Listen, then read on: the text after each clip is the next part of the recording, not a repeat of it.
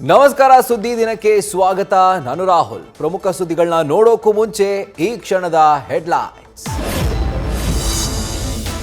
ಅಯೋಧ್ಯೆ ರಾಮನ ಪಟ್ಟಾಭಿಷೇಕ ಬೆನ್ನಲ್ಲೇ ರಾಘವನ ಕಾಣಲು ದಾಂಗುಡಿ ಇಟ್ಟ ಭಕ್ತ ಸಾಗರ. ಒಂದೇ ದಿನಕ್ಕೆ ಬಂದ 3 ಲಕ್ಷಕ್ಕೂ ಅಧಿಕ ಭಕ್ತರನ್ನ ನಿಯಂತ್ರಿಸುವಲ್ಲಿ ಪೊಲೀಸರು ಹೈರಾಣ. ತಳ್ಳಾಟದಲ್ಲಿ ಕೆಲವರು ಅಸ್ವಸ್ಥ, ಮಗು ಕಾಣೆಯಾಗಿದ್ದಕ್ಕೆ ಮಹಿಳೆ ಕಣ್ಣೀರು.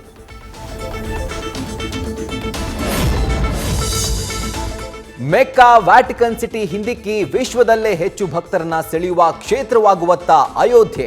ರಾಮನೂರಿಗೆ ವಾರ್ಷಿಕ 3 ರಿಂದ 5 ಕೋಟಿ ಭಕ್ತರು ಭೇಟಿ ಸಾಧ್ಯತೆ.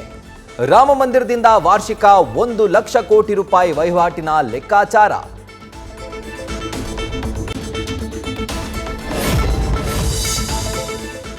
ಹಿಂದೂ ಭಕ್ತರ ಶತಮಾನಗಳ ಕನಸಿಗೆ ಮೋದಿ ಸೌರ ಬೆಳಕು. ಸೂರ್ಯವಂಶದ ರಾಮನ ನೆನಪಿಗೆ ಪ್ರಧಾನಮಂತ್ರಿ ಸೂರ್ಯೋದಯ ಯೋಜನೆ ಘೋಷಣೆ. ದೇಶದ 1 ಕೋಟಿ ಬಡವರ ಮನೆಗಳ ಮೇಲ್ಛಾವಣಿ ಮೇಲೆ ಸೌರಶಕ್ತಿ ಉತ್ಪಾದನೆ ಉದ್ದೇಶ.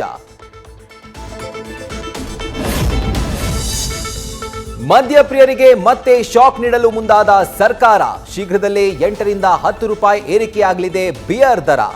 ದರ ಹೆಚ್ಚಿಸಿ ಆರ್ಥಿಕ ಸಂಪನ್ಮೂಲ ಕ್ರೋಢೀಕರಣಕ್ಕೆ ಸರ್ಕಾರ ಪ್ಲಾನ್.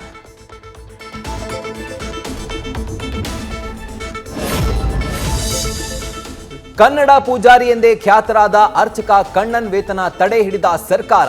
ಕೋದಂಡರಾಮ ದೇವಾಲಯದ ಆದಾಯ ಕಡಿಮೆ ಇದೆ ಅಂತ ನೋಟಿಸ್.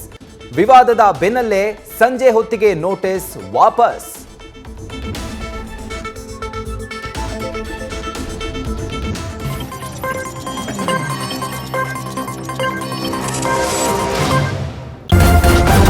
ನ್ಯೂಸ್ ಫಸ್ಟ್, ನಿರ್ಭೀತಿಯಿಂದ ನಿಮ್ಮ ಪರವಾಗಿ.